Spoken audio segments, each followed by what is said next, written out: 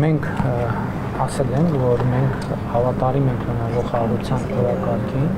եւ մենք շարունակում ենք խորհրդակցությունները,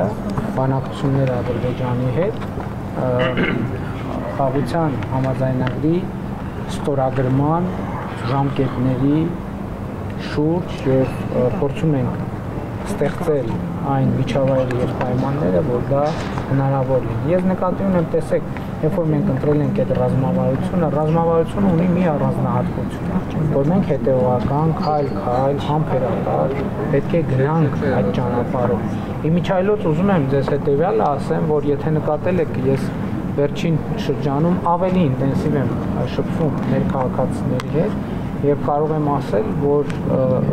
միանշանակ ընդգծել, որ խաղաղության օրակարգի իրացման ճանապարհին մենք ունենք Հայաստանի Հանրապետության քաղաքացիների միանշանակ եւ աներկբա